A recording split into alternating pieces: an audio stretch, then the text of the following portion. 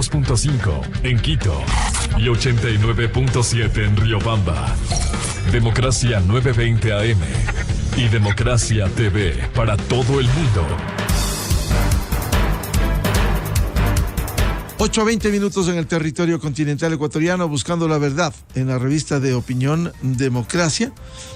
Queremos plantear una inquietud compleja, difícil de despejar. ¿Cómo salir, enfrentar con éxito el problema carcelario y fundamentalmente controlar desde el Estado ecuatoriano?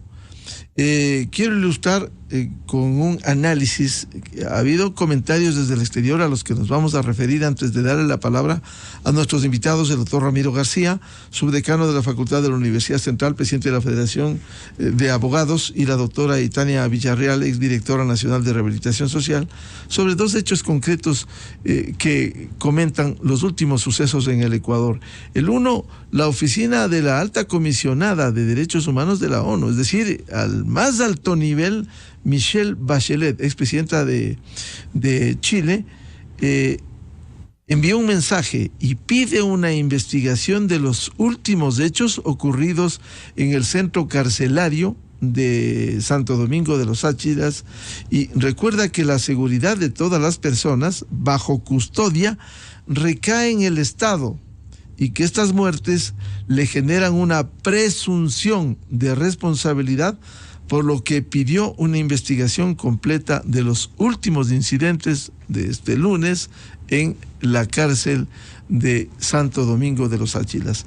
Y también presentemos un resumen de un análisis de César Muñoz, investigador senior de una organización respetable internacional como Human Rights Watch.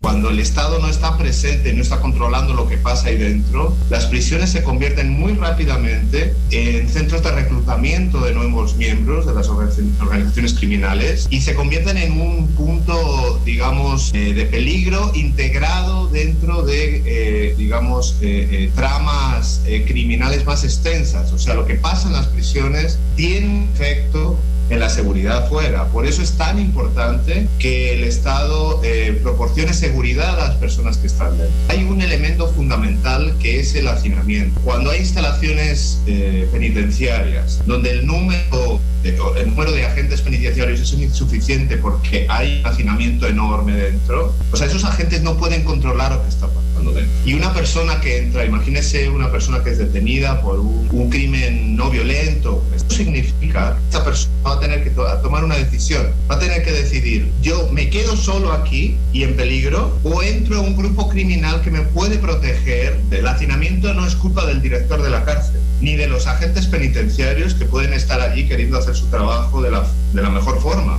O sea, es realmente un problema de justicia. En Ecuador, en este momento, más o menos 37% de las personas en reclusión están esperando juicio. O sea, es un número enorme de personas que están esperando juicio y sin duda un porcentaje de ellas son inocentes. ¿Sí? Cómo funcionan los sistemas. Entonces sí tiene que haber un debate en el país y medidas realmente para pensar medidas alternativas a la detención, especialmente personas que están esperando juicio, para no sobrecargar a las prisiones y al final alimentar a los grupos criminales. Bien, ese decía el investigador senior de Human Rights Watch, César Muñoz. Bienvenido al doctor Ramiro García Falconi, penalista, académico. ¿Cómo afrontar este problema carcelario que de manera recurrente produce estos hechos lamentables como el último en Santo Domingo de los Áchilas? Doctor Ramiro García, buen día. Buenos días, Miguel. Buenos días, doctora Itania Villarreal. Un gusto estar aquí nuevamente. Un saludo para todos los oyentes. Bueno, este es un problema muy complejo que tiene que abordarse desde lo multidisciplinario y desde lo multisectorial. No existe soluciones mágicas, soluciones unilaterales. Lastimosamente, obvio, ante la evidencia de hechos brutales como las masacres que ya han cobrado más de 400 vidas en los últimos año y medio, por supuesto la sociedad reclama una acción inmediata, urgente y contundente.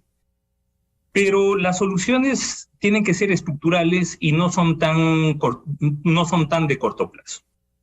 Y eso es lo primero que tenemos que entender. Y cuando hablamos de multisectoriales, hablamos de que todas las funciones del Estado tienen que estar involucradas, porque todas son responsables. Uno de los temas en los que ha hecho énfasis la señora Bachelet, y que tiene toda la razón, es que corresponde al Estado, no importa quién esté gobernando, corresponde al Estado la responsabilidad de garantizar la vida e integridad personal de los que están privados de libertad. Así de sencillo. Es decir, acá esa responsabilidad no se puede escurrir el bulto en ese tema. Así de simple. Entonces, la pregunta es, cuando hablamos del Estado, ¿de qué instancias estamos hablando? ¿De qué sector estamos hablando? Entonces, obviamente, estamos hablando, en primer lugar, del Ejecutivo a través del SNAI, a través de la Policía Nacional y a través de todos los cuerpos de seguridad. Una masacre no es algo que se genera en 5 minutos, no es algo de generación espontánea, es algo que se prepara con días de anticipación. Y es algo que además demuestra que los filtros de seguridad que están alrededor de las cárceles no están haciendo su trabajo. Así de sencillo. Porque además estamos hablando de armas de grueso calibre. Estamos hablando de armas que no se meten debajo del pantalón, que no se meten debajo de la blusa. Estamos hablando de armas que necesariamente requieren de un funcionario público que mire para otro lado para poder ingresar. Eso por una parte. Por otra parte, es necesario una readecuación normativa. Pero bueno, continuando con lo del SNAI, que yo creo que hay bastante de qué hablar. La doctora Villarreal seguramente podrá hacerlo con mucho mayor experiencia y conocimiento que yo.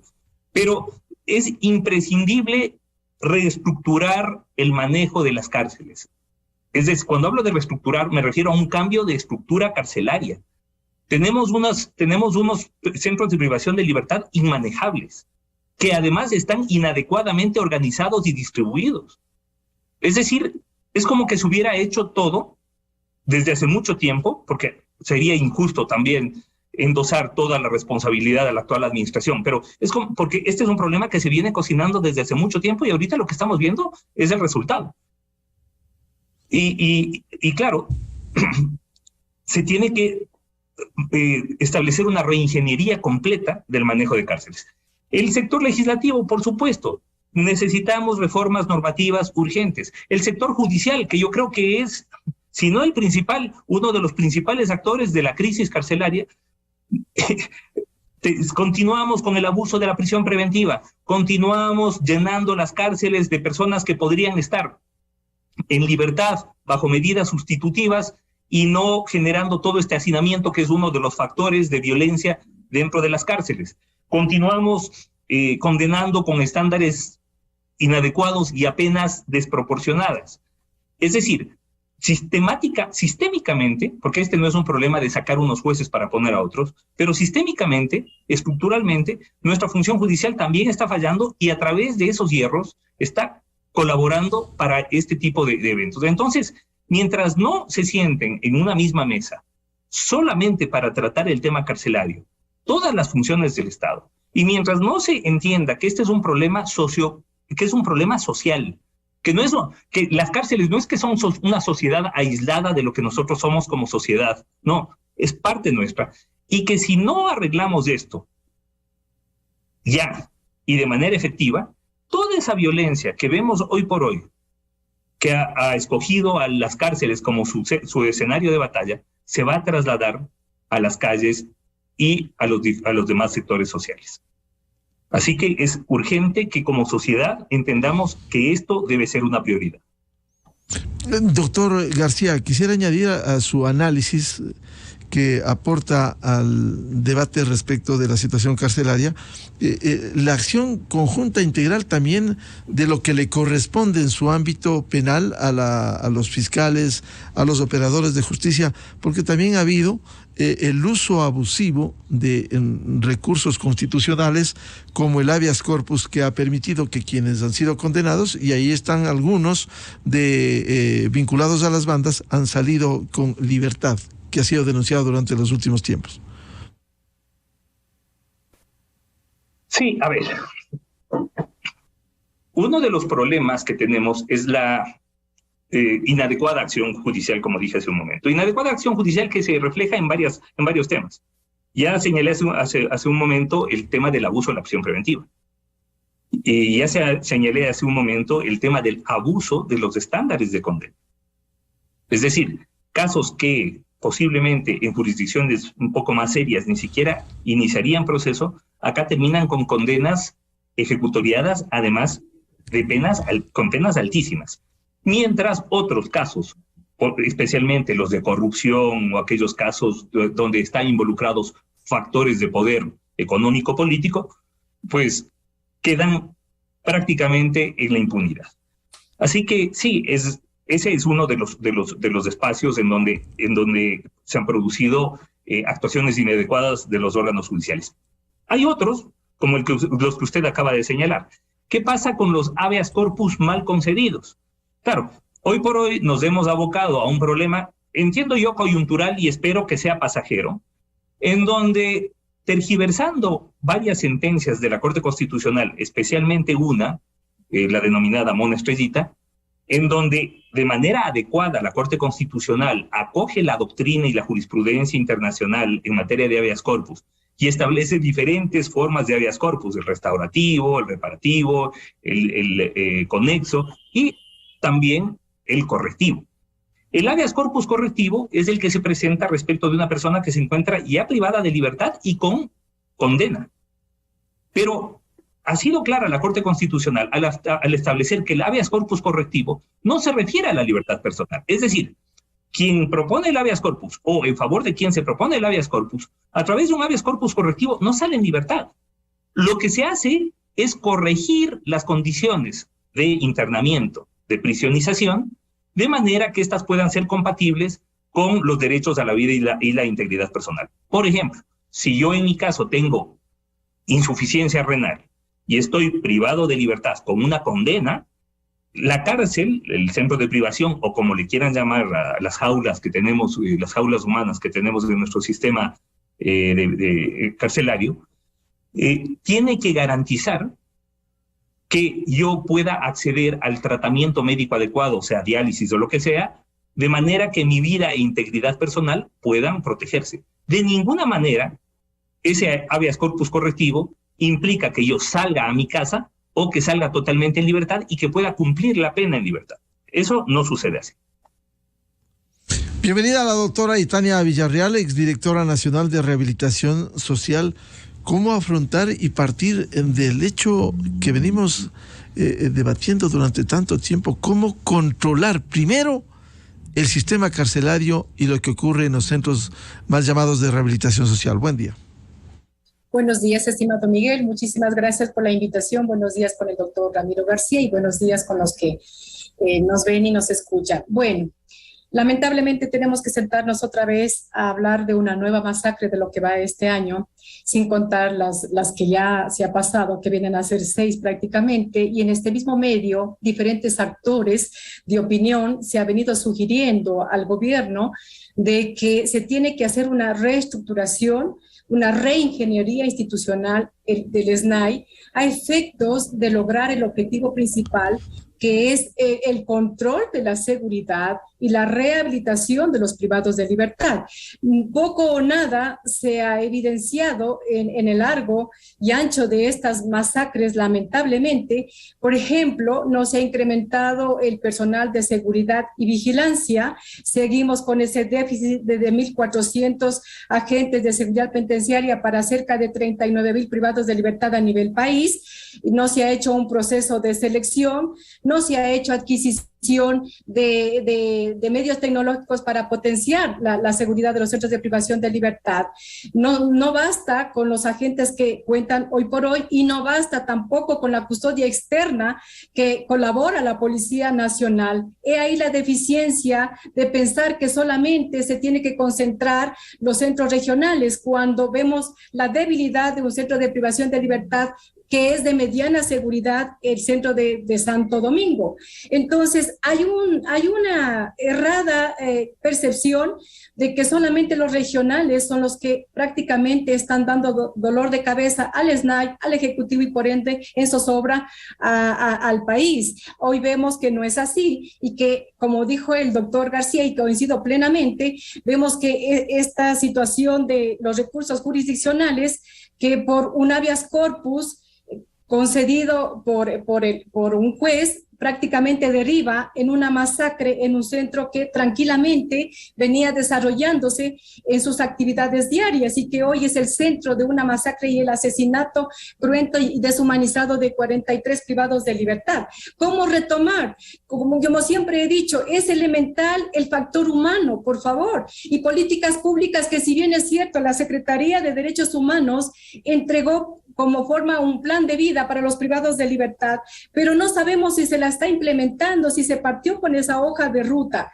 Pero también aquí hace falta la voluntad de los privados de libertad, porque sin ellos tampoco ninguna política de rehabilitación social va a funcionar si no existe la predisposición de parte de los privados de libertad. Pero también hay que tener la concepción de que para ciertos líderes de estas organizaciones delictivas es más rentable, lamentablemente, el microtráfico y el narcotráfico que campea hoy por hoy en los centros de privación de libertad, que poco o nada se ha podido controlar. Peor aún, el retirar armas de largo alcance, de fusiles, de granadas, armas blancas, etcétera, etcétera, con lo que hoy intimidan a las autoridades, amenazan a las autoridades de seguridad nacional, y también terminan con la vida de sus propios compañeros de ambición, lo que no se compadece. Hemos venido en este tiempo contando masacres y, como dice el señor periodista Jonathan Carrera, contando muertos únicamente, pero ¿qué hacer? Entonces yo pienso, como dice el doctor García, y soy partidaria de aquello y lo he dicho también en reiteradas ocasiones, las mesas de trabajo interinstitucionalmente para tratar aspectos únicamente del sistema penitenciario, con personas que conozcan el sistema, que sepan de rehabilitación social. No puede ser cualquier actor. Aquí va involucrado justicia, Defensoría Pública, Defensoría del Pueblo, Secretaría de Derechos Humanos, incluso las mismas organizaciones de familiares de los privados de libertad, que conocen la dinámica de cómo se desenvuelve un centro de privación de libertad. ¿Por qué no la participación de los directores de los centros de privación de libertad, que están en contacto permanente de la manera administrativa y también de seguridad con los centros de privación de libertad? Pero si el Ejecutivo no hace eco de aquello, si las autoridades actuales del SNAI no obran como se está sugiriendo, y modestas sugerencias, obviamente, respetando el criterio de los planes, programas y proyectos, no solo de seguridad y rehabilitación social, tendrían que acogerlos para poder solventar esta situación. Se dijo que se iba a bajar el hacinamiento y vemos que solamente hay 500 privados de libertad fuera de los recintos penitenciarios, unos con indultos, otros con beneficios penitenciarios como el régimen abierto y el abierto, el semiabierto, perdón, pero no más. Hasta ahí ha llegado. No se ha dado más indultos, no se ha repatriado, no se ha deportado, no sabemos una estadística si realmente está ayudando a descongestionar o no. ¿Por qué? Porque todo se concentra en el SNAI, cuando se sugería que se desconcentren ciertas tareas y funciones a los directores de los centros de privación de libertad para aliviar esta situación. Pero no se ha hecho eco de estas sugerencias, como digo, de diferentes actores de opinión. Ahora el señor presidente dice que regresa de Israel con ciertos asesoramientos en cuanto a seguridad. Esperemos que sí. Ojalá sea en inteligencia y en aspectos de tecnología, para poder aliviar el sistema penitenciario y que se capacite también al personal de seguridad y vigilancia, porque vemos que no tiene reacción frente a estos eventos, más a las masacres que están sucediendo. ¿Por qué? Porque no tienen los implementos, porque no tienen la capacidad, porque tienen el temor de actuar frente al desamparo que puede tener de la misma autoridad institucional y más judicial, porque el que actúa pues prácticamente es procesado y tiene cierto temor. Entonces aquí hay un sinnúmero de actores y de factores también que tienen que conjugarse para poder salir adelante con esta crisis penitenciaria que no para, que continúa. Doctora Villarreal, importante el nutrirse de tecnología de punta, como es la israelita. Sin embargo, ha habido una debilidad con el recurso humano. ¿Qué hacemos siendo positivo el lograr herramientas, mayor inteligencia, mayores controles, si seguimos contando con ese elemento, ese recurso humano, que se nota que hay una perforación para que, por ejemplo, ingresen las armas de grueso calibre a los centros carcelarios? Bueno, estas vulneraciones se dan por la debilidad de la infraestructura de los centros de privación de libertad.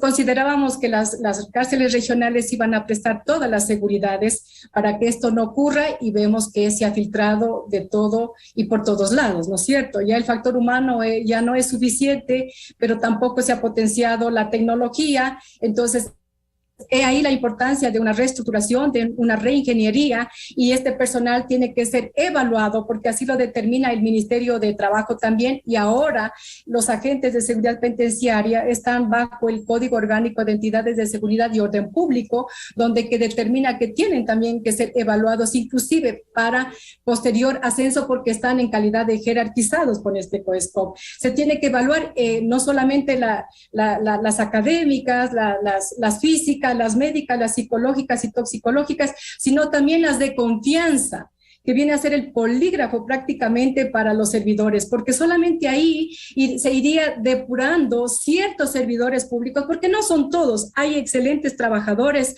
buenas personas también en el sistema penitenciario que se han puesto la camiseta, que están al pie del cañón de este servicio tan complejo, y no se puede generalizar. Hay ciertos servidores públicos, pero también se tiene que hacer una evaluación, una reingeniería, y el nuevo personal que se vaya a seleccionar, se vaya a reclutar para el SNAI, tiene que ser con un régimen estricto conforme lo determina el COESCO y el Reglamento General de Agentes de Seguridad Penitenciaria, para tener la seguridad, la fortaleza de que se va a contar con personal idóneo. Y a los directores de los centros de privación de libertad tiene que existir también perfiles para que puedan desempeñarse. No puede ser que existan ingenieros cuando se maneja prácticamente estrictamente derecho en los centros de privación de libertad. Ahí poco o nada va a dar entendimiento si no es con el asesoramiento del departamento jurídico, pero no existe esa fluidez cuando usted está preparado, formado para aquello, que las cosas son distintas. Es que así se está manejando hoy por hoy los centros de privación de libertad. Entonces se tiene que también ver la forma de que los directores cuenten con un perfil para el desempeño de sus cargos. Caso contrario, pues estas son las consecuencias, ¿no? Y simplemente nos limitamos a decir, mire, pasó esto en tal centro y qué pena, mañana vamos a trasladar a tal privado de libertad a otro centro, a llevar el problema a otro centro, y no más. Doctor Ramiro García, ¿cómo lograr un plan integral que permita afrontar desde los diferentes frentes, con la participación de todas las instituciones, con todos sus recursos, interactuando incluso con los gobiernos locales, para que se pueda afrontar este problema carcelario? Mire, Miguel, como dije hace un momento, esto es un problema multisectorial. Es un problema en el que tienen que estar derivados todas las funciones del Estado. Es un problema que exige un presupuesto específico, es un problema que exige un compromiso específico, político, que exige sobre todo voluntad política de cambiar, porque, no es cuestión de simplemente decir, bueno, a ver, el problema es hacinamiento, por lo tanto vamos a indultar 2,000 presos y los vamos a sacar. Bueno, si hacemos eso, nuestros jueces de menos de un año los vuelven a meter, no 2,000, vuelven a meter 3,000. Recordemos que desde el año 2009 al año 2017 pasamos de 9,000 presos a 37,000 a 38,000 presos. Es decir, un 400% de incremento de la población carcelaria. Esas son cifras de locura. Entonces, una de las cosas que tenemos que ver es qué pasó, cuál fue el factor que generó que tengamos un incremento irracional de la población carcelaria y cómo podemos revertir esa tendencia, de manera que podamos tener menos presos, cárceles más adecuadas, cárceles más manejables y sobre todo mucho mejor organizadas. ¿Cómo podemos evitar que las cárceles se conviertan en el estanque en donde las grandes bandas delictivas van a pescar sus nuevos adeptos, ¿no? Porque se convierten en centros de reclutamiento adicionales a los centros de reclutamiento externos que tienen en los barrios, sobre todo suburbanos marginales. Entonces, el problema, insisto, es que toda esa violencia que hoy por hoy vemos en las cárceles, poco a poco va trasladándose a las calles, va trasladándose a los barrios, va trasladándose a las casas de las personas. Y eso es terrible. Y eso sucedió en México, sucedió en Colombia, y no es que nos estamos inventando un escenario distópico, no. Estamos hablando de la experiencia criminológica que nos dan países de la región que han atravesado por escenarios carcelarios muy parecidos a los que nosotros estamos pasando en este momento. Es decir, de violencia irracional, de enfrentamientos entre carteles, bandas, aquí las llamamos bandas delictivas. En Colombia y en México se habla de carteles y generalmente narcocarteles, pero más allá de la denominación, estamos hablando de grupos delincuenciales que se enfrentan por el control de las cárceles y por el control del negocio que existe fuera de las cárceles. Porque a la final, no solamente las cárceles se han convertido en centros de reclutamiento, sino también en centros de operación de delitos que se cometen hacia afuera. Y claro, además, con la cobertura perfecta. ¿Cómo puedo yo dirigir un operativo si yo estoy preso? Entonces, claro, esto ya no hay ni siquiera que agarrar la cabecilla, porque el cabecilla ya está dentro. Son operadores los que están fuera. Así que, si queremos evitar eso, tenemos que reorganizar, hacer una reingeniería completa del sistema de rehabilitación social, entenderlo además como un sistema de rehabilitación, aunque esto resulte medio utópico, porque la cárcel normalmente no rehabilita, todo lo contrario, ratifica y reafirma los subvalores con los que la persona entra y es recluida. Pero si es que no hacemos esto, si es que seguimos pensando en la solución parche, ok, voy a sacar a 1000, ok, vamos a construir 2 cárceles más, que eso fue un poco las soluciones que se dieron entre 2009 y 2017. Vamos a construir cárceles. Y, claro, quienes conocían del tema criminológico carcelario lo advirtieron. No tiene sentido construir megacárceles o ampliar todavía la capacidad de centros de reclusión que ya de por sí son grandes e inmanejables. Sin embargo, en contra de todas estas advertencias, se construyó una mega cárcel como la Tacunga, se construyó y se amplió, mejor dicho, la capacidad de la penitenciaría litoral, y hoy por hoy estamos cosechando pues los frutos de esta mala siembra. Así que, insisto, no hay una solución, no hay la medida, no. Tiene que ser un conjunto estructurado de medidas que permitan que esto... Lo primero que se tiene que hacer es repensar la cárcel. La pregunta, lo primero que tenemos que hacer como sociedad es preguntar, bueno, ¿qué es la cárcel para nosotros? ¿Es una máquina de picar carne? ¿Es un conjunto de cajas y de celdas, de jaulas, donde les metemos a los que consideramos potencialmente peligrosos? ¿Qué es la cárcel? Y eso es lo primero que tenemos que replantearnos como sociedad. ¿Qué función le damos a la rehabilitación social? Porque si es que le damos una función rehabilitatoria, por ejemplo, y vemos que no la está cumpliendo, entonces tenemos que ya empezar a pensar en medidas alternativas a la prisionización, al encarcelamiento, como opciones de pena en nuestro ordenamiento jurídico. Lastimosamente, dentro del ideario social, el tema carcelario está tan metido que se considera que es por poco y la única solución a los problemas de inseguridad que tenemos en la sociedad, cuando resulta al revés. El problema carcelario está tomando una magnitud tal que se está convirtiendo en un problema de seguridad ciudadana para quienes estamos fuera de la cárcel, porque esa violencia, ese nivel delictivo se está trasladando hacia las calles, hacia las ciudades, hacia los barrios. Doctor García, consecuentemente, de no articularse esto, vamos a seguir lastimosamente en estas condiciones precarias, con estos saldos lamentables que de manera recurrente arroja el sistema carcelario.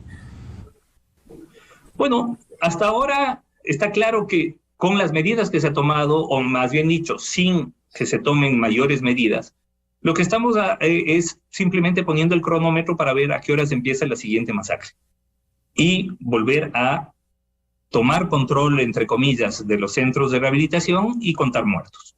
Entonces, si queremos seguir en esa dinámica, pues bueno, no hagamos nada y, claro, dejemos que se sigan matando. El tema es que desde ningún estándar de derecho, y de derecho internacional humanitario y de derechos humanos, esto es legítimo ni posible. Así que es imprescindible la presencia del Estado dentro de los centros de rehabilitación.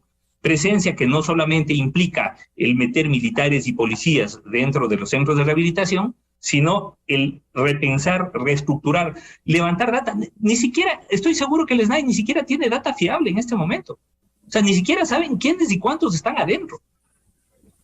Y además, el tema de la inteligencia carcelaria, es decir, saber quién es quién dentro de la cárcel, para que no pasen estas cosas, ¿no? Que un juez resulta que a través de un habeas corpus correctivo mal otorgado envía al cabecilla de una banda y esto genera un enfrentamiento y luego tenemos que contar como 43 muertos. Esto no tiene sentido. Ya es hora que exista unicidad, por decirlo de alguna manera, en la visión de las diferentes funciones del Estado respecto del problema carcelario y de esa manera estructurar soluciones conjuntas, no aisladas, porque esas no funcionan. Doctor Itania Villarreal, ¿cómo lograr soluciones conjuntas dentro de este plan integral? Porque algo hay que hacer para cortar esto. Decíamos al comienzo estas advertencias internacionales como la Secretaría de los Derechos Humanos de la ONU que pide una investigación de los últimos sucesos. ¿Vamos a seguir con estos hechos recurrentes en el sistema carcelario? Bueno, esperemos que no. Por eso es el exhorto y quienes estamos en este panel estamos sugiriendo de que se tiene que reestructurar, hacer una reingeniería total del sistema de rehabilitación social. Ya es hora de frenar todas estas masacres. No se justifica sumar 6 masacres y estar con la incertidumbre, como bien usted lo dice, quien quita y aquí a un mes...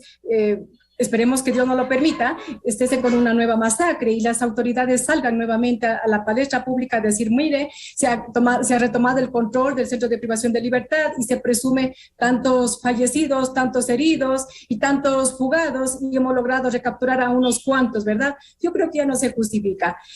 Se ha puesto en el tapete del Ejecutivo de opiniones y lo demás, todo lo habido y por haber en cuanto a sugerencias para la rehabilitación social, para controlar esta situación penitenciaria. Pero parece que no existe la voluntad política, o si la hay, pues hay un desconocimiento. Y si tienen conocimiento, entonces, ¿qué es lo que está pasando? No hay esa diligencia, esa agilidad, o hay ese kevin-portismo de querer trabajar interinstitucionalmente, agarrándose de la mano de las demás instituciones del Estado, como bien lo dice el doctor García. Pero algo insólito vendría a ser si es que eso está sucediendo, porque si tenemos una inteligencia penitenciaria, una inteligencia de la Policía Nacional, que se está diciendo que se dio una alerta y no se pudo prevenir, pero que no hubo datos concretos, es que nadie le va a decirle el día y la hora en que se va a suscitar. Por eso es que yo siempre digo que los centros son impredecibles y para eso tiene su personal capacitado, el personal suficiente en ese centro de rehabilitación social, contar con el apoyo y ser diligente de notificar, de informar, de hacer saber a la inteligencia de la Policía Nacional. Caso contrario, no va a haber frutos y vamos a tener las mismas consecuencias y no se compadece estar deliberando sobre los mismos hechos y más cruentos todavía, porque ahora vemos que la violencia, la extrema violencia se ha naturalizado en los centros de privación de libertad. Y como yo bien decía un tiempo atrás, la cultura de las cárceles se ha trasladado a las calles y como ciudadanos comunes y corrientes tenemos ese temor reverencial de estar disipando con nuestras familias o estar en nuestro trabajo o en nuestras oficinas porque hay ese temor. Entonces, yo creo que ya es hora también de que las autoridades gubernamentales, las de control, las de justicia, las de seguridad, pues unirse mancomunadamente para fortalecer el sistema de seguridad y a quien le corresponde principalmente es al SNAI fortalecer pues los programas de seguridad y de rehabilitación. Caso contrario, vamos a seguir en la misma temática y es doloroso. Doctora Villarreal, sin embargo, vemos una debilidad en el SNAI en toda su amplitud que lastimosamente no permite establecer una política firme con recursos para manejar el sistema penitenciario. A ver, Manifesté anteriormente que esto se da por esos cambios constantes de autoridades. No existe estabilidad administrativa. Un director presenta un plan de trabajo, un plan de seguridad para corto o largo plazo, pero si tenemos en el lapso de este año ya cambios de cerca de 4 directores, cada quien va con una visión distinta frente a lo que pretenden trabajar en cuanto a seguridad o a rehabilitación, ¿verdad? Y el que asume no lo puede hacer porque ya es su plan de trabajo propiamente dicho, entonces no hay esa continuidad. Ahora más, pues si tomamos decisiones literales y no trabajamos, como digo, de la mano de las instituciones que corresponde, pues no vamos a tener el objetivo que se necesita. Al contrario, va a quedar una institución pues para estar en lamentos y más lamentos y no más. Y cuando eso no es el objetivo, porque mire, se está poniendo recursos inclusive para esta nueva situación y no se está logrando absolutamente nada. Doctor Ramiro García, ¿por dónde impulsar estas soluciones estructurales que lastimosamente no llegan desde el Estado, que es el responsable de este cuidado?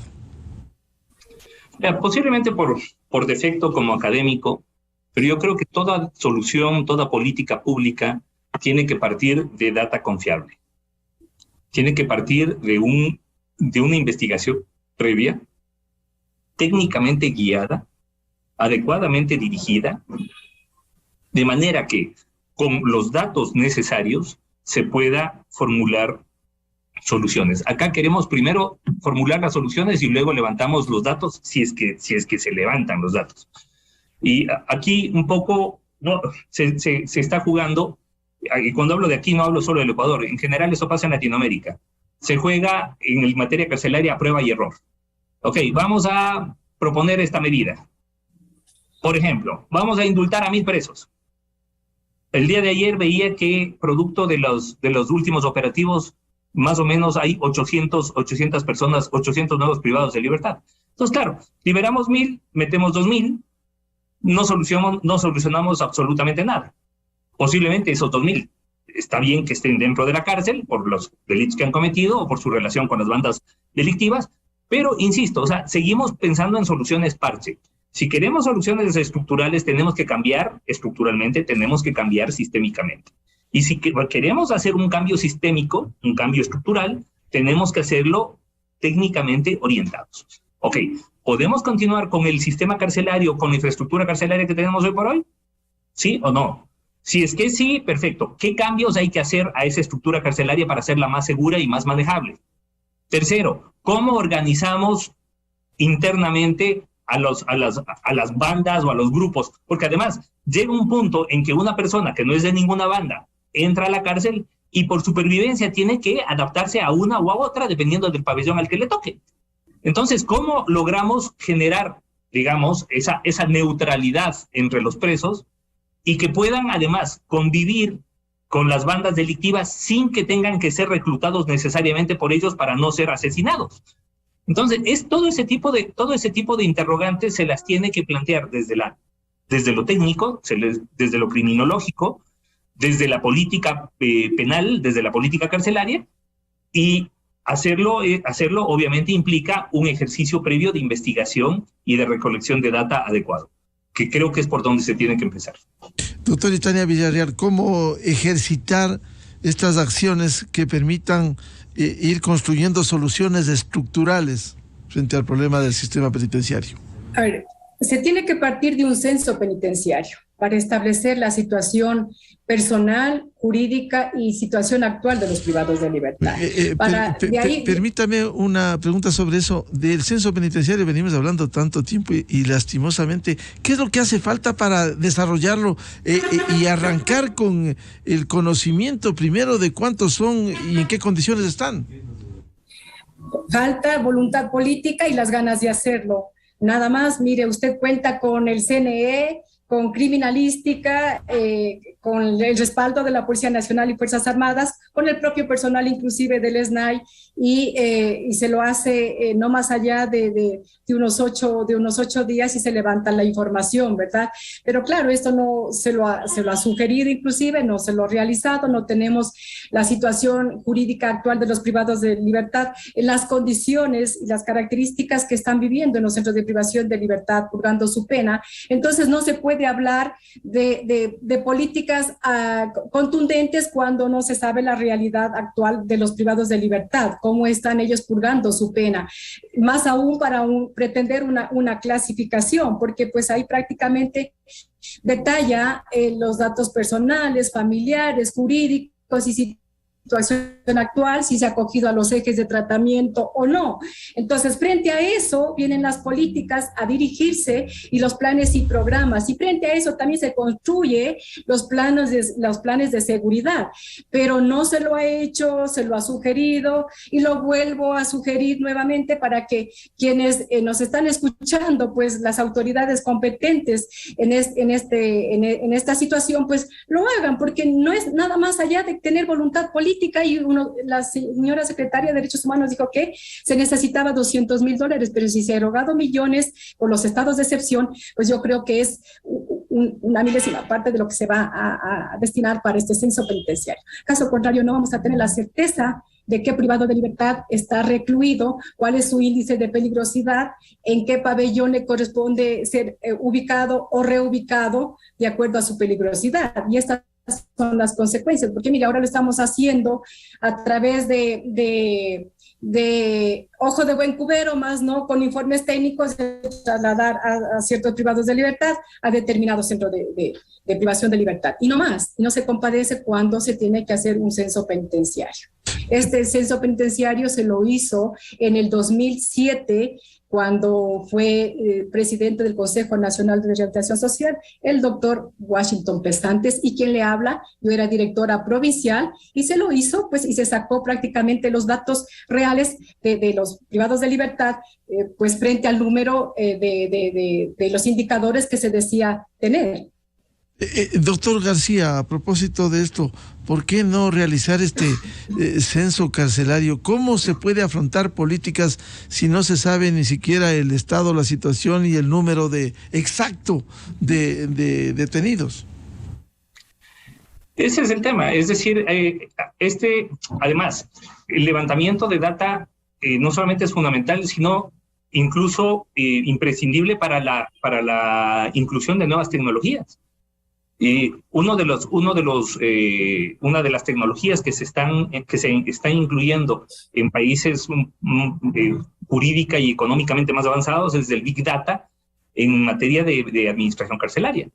¿Por qué? Porque eso permite saber quién es quién, qué relación hay de quién con quién, tener un cruce de contacto mucho más adecuado, un control mucho más claro, de forma que se pueda organizar las cárceles de manera más eficiente y sobre todo más segura para quienes están dentro de las mismas. Ese es el punto fundamental.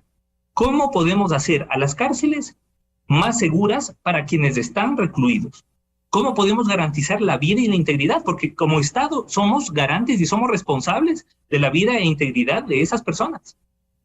Y claro, no lo vamos a poder hacer si no sabemos, imagínense, datos tan básicos como cuántos son, quiénes son y por qué están. Y luego ya se puede empezar con otro tipo de datos. Bueno, ¿cuáles han sido por ejemplo, en qué operativo cayeron, quiénes eran los demás partícipes de ese delito? ¿En qué centros de privación de libertad se encuentra cada uno? ¿Cómo se los ha distribuido? Porque, ojo, muchas veces los datos pueden ser un poco complejos, dado que existe escisión de ciertos grupos que antes actuaban en connivencia, por decirlo de alguna manera, ahora son enemigos mortales, quienes eran parte de una misma banda, hoy son antagónicos, y todo eso se tiene que tomar en cuenta a la hora de establecer las medidas y la organización de un centro carcelario para evitar este tipo de enfrentamientos que da como lugar a las masacres que hemos visto en los últimos años y medio. Entonces, por eso, vuelvo y repito, no creo coherente aplicar medidas indiscriminadas, por decirlo de alguna manera, sin una data adecuada previa. Bien, muchas gracias por aportar a este debate. Quizás las soluciones todavía están lejos, pero hay que persistir, insistir, a fin de que sigamos preocupados, para que no sigamos con estos resultados lamentables que periódicamente ocurren en los centros carcelarios del Ecuador. Muchas gracias a la doctora Itania Villarreal y al doctor Ramiro García Falconi, muy amables. Buenos días, doctor. Muchas gracias, buenos días. Muchas gracias. Buscando la verdad, cerramos la revista de Opinión Democracia este miércoles. Les deseamos un feliz día. Les recomendamos en Exa FM, ya viene el show de la papaya. Muy buen día, felicidades a todos este miércoles. Miguel Rivadeneira en la revista de Opinión Democracia. Inicio de espacio promocional y publicitario. Carlos, ¿cómo va ese futuro empresario? Futuro no. Con mi crédito digital de Alianza del Valle, hoy mismo arranqué el negocio. Pero